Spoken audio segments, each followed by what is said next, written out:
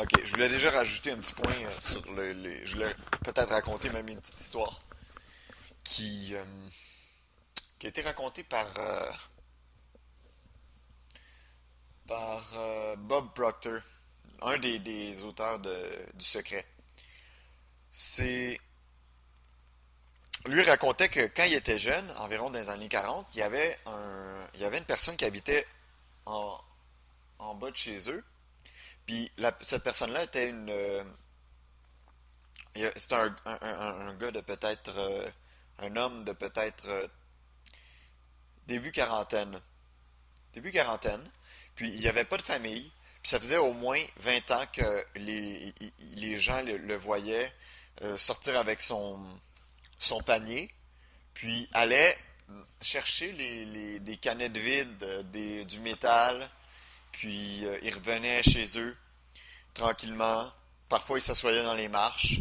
Mais il n'y avait pas de famille qui venait le visiter presque. Puis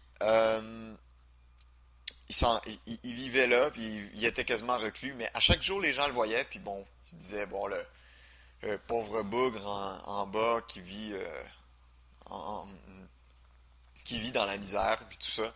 Puis, tu sais, il y avait des vêtements il y avait des vêtements qui étaient usés, vraiment usés, puis ça semblait être une personne qui était en difficulté.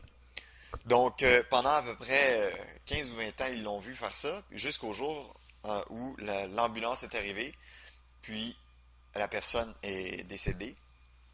C'était est morte d'un arrêt cardiaque.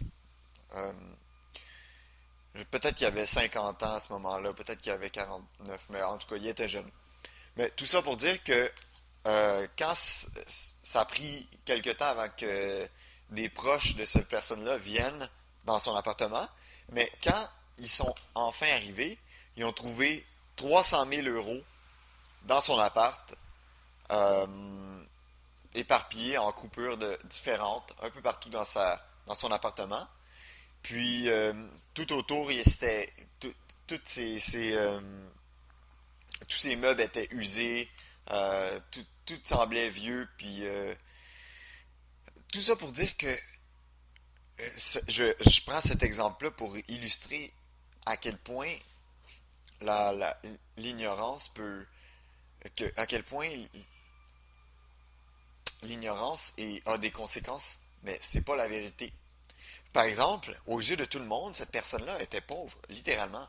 Puis cette personne-là, probablement que pardonnez-moi, les gens qui observaient cette personne-là considéraient qu'elle était pauvre. Probablement que ces personnes-là se disaient, si moi un jour je perds mon emploi ou j'ai c'est possible de devenir pauvre comme lui. C'est possible si je perds mon emploi ou je- euh, qu'il m'arrive quelque chose, possiblement qu'il va m'arriver quelque chose comme lui, parce que ça arrive, que la pauvreté existe, puis je vais devenir comme lui. Comme à ce moment-là, l'idée de pauvreté a pas été, a été, a été envoyée sur la personne. Par exemple, lui est pauvre, puis et donc pour moi c'est une preuve que si il m'arrive quelque chose, je peux devenir pauvre comme lui. Vous comprenez? À ce moment-là, il y a déjà une transmission de peur. Cette personne-là commence peut-être à avoir peur, ou dans les moments où elle va avoir le plus peur, puis elle va voir cette personne-là, elle va tout de suite commencer à stresser, puis oh mon Dieu, ouf, faudrait que je fasse attention là, sinon je vais finir comme lui. Mais tout ça pour dire que la personne elle-même était pas pauvre, mais cette personne-là se considérait pas comme pauvre, mais elle avait sûrement peur pour le lendemain, puis c'est pour ça qu'elle accumulait autant. Elle se disait peut-être, ok, je vais me serrer la ceinture maintenant, mais plus tard, quand je vais être vieux, je vais pouvoir en profiter, puis je vais pouvoir être. Peut-être que cette personne-là avait entretenait une peur, puis se disait, si je fais pas, si je garde pas mon argent, puis si j'économise pas un jour, je vais être pauvre. On s'entend? Puis cette peur-là a été transmise, mettons, aux voisins qui regardaient puis disaient, ah, regardez la personne qui est pauvre là, on peut devenir comme ça dans la vie, on peut devenir pauvre. Puis l'homme en question qui est décédé, qui avait peur de devenir pauvre, en réalité, il n'était pas pauvre, mais simplement la peur de devenir pauvre, la peur que demain ne suffise pas à lui-même, l'a plongé dans un mode de vie qui était, aux yeux de tout le monde, pauvre. Puis aux yeux même peut-être de lui-même, pauvre. Non, il l'a mis dans une situation de manque, mais c'est pas la pauvreté a pas été a été amenée par cet état d'esprit-là et non par les conditions. Et c'est toujours comme ça, que ce soit la pauvreté, le manque, les abus, la corruption ou la guerre, c'est pas des choses qui sont là de manière naturelle. C'est des événements qui s'installent à cause d'une distorsion mentale qui est celle de, par exemple, de penser que l'autre va me faire du mal, ou demain va me tuer, ou si je fais pas attention, demain j'aurai plus d'argent, ou je vais tout perdre. Mais c'est toujours une projection dans le futur qui amène cette situation-là dans le présent.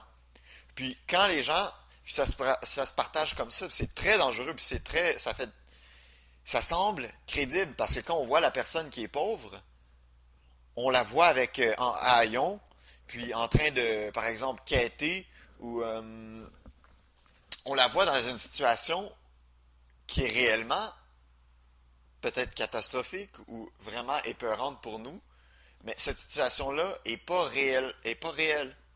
Elle est seulement amenée par, premièrement, par l'état d'esprit de peur, puis de manque de sécurité pour le lendemain, pour le futur.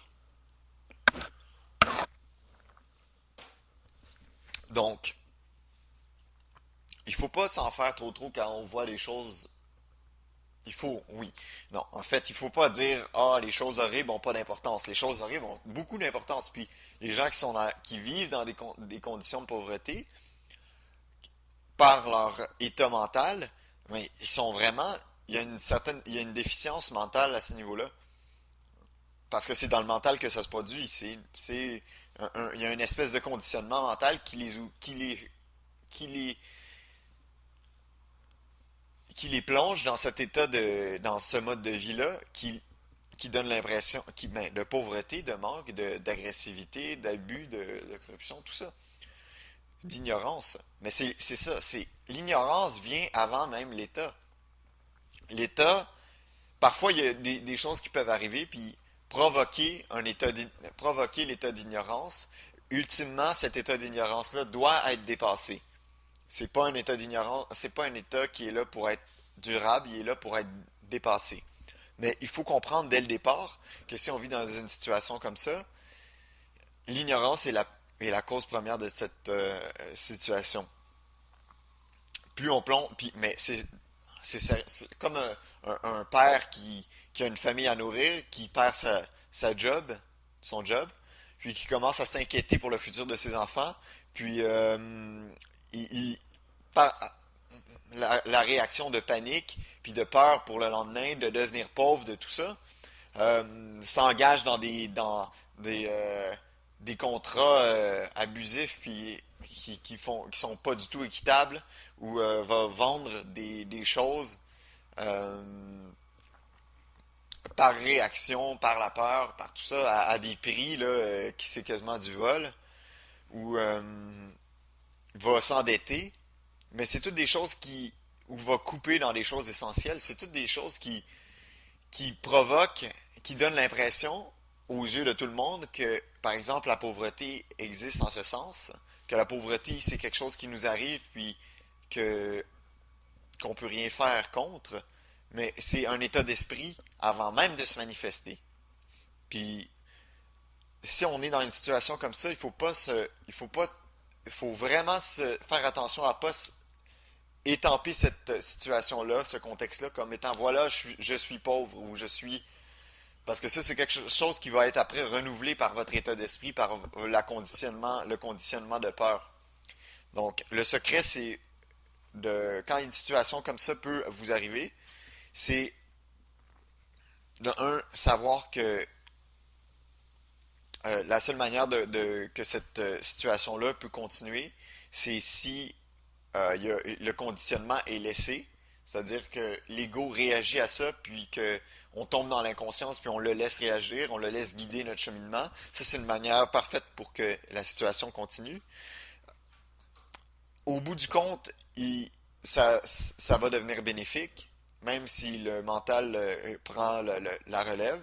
Puis ça va devenir bénéfique parce que la situation va devenir insoutenable. Puis à un moment donné, il n'y aura plus choix dans la souffrance que le lendemain soit manquant ou que le lendemain nous tue. Il y a une espèce de retour à la source. C'est pour ça que la majorité des gens qui s'éveillent à cause d'un état de crise, à cause de pertes graves qui se sont produites. La plupart du temps, ces pertes-là se sont d'abord manifestées dans un état d'ignorance, puis ensuite dans un état, ils ont eu des répercussions dans l'état physique. Mais tout ça, tout ce qu'on voit sur la planète, la pauvreté, les abus, tout ça, là, la guerre, c'est pas, ça n'existe pas à l'extérieur. C'est simplement, c'est l'état d'ignorance qui apporte ces conséquences-là. Il faut pas adhérer à quand quelque chose, quand on tombe face à face avec quelqu'un qui a l'air pauvre ou qui s'est fait, qui est en guerre ou autre, il faut pas, il faut pas aller trop vite sur ses grands chevaux puis dire voilà ce qui peut arriver, nous arriver, euh, on va se faire attaquer ou autre. Il faut vraiment comprendre dès le début que ça c'est la suggestion du mental, le, le, le, le conditionnement du mental veut que vous croyiez que la pauvreté, que tout ça existe puis peut vous arriver. Mais la lucidité, c'est de ne pas l'accepter tout de suite, de ne pas entrer dans ce jeu-là, mais de comprendre que si ces conséquences-là existent, c'est seulement à cause d'un état d'ignorance. Puis la manière de régler toutes ces situations-là à travers votre vie personnelle, puis d'expérimenter une vie totalement différente de ce que les autres expérimentent sur la planète, c'est de mettre fin à votre propre ignorance, de vous instruire, puis de vous cultiver votre état de conscience, puis votre éveil. Donc voilà, c'est ce que je voulais dire à propos de ça. C'est peut-être difficile à comprendre au début, mais vous allez voir que ça va venir très rapidement. Donc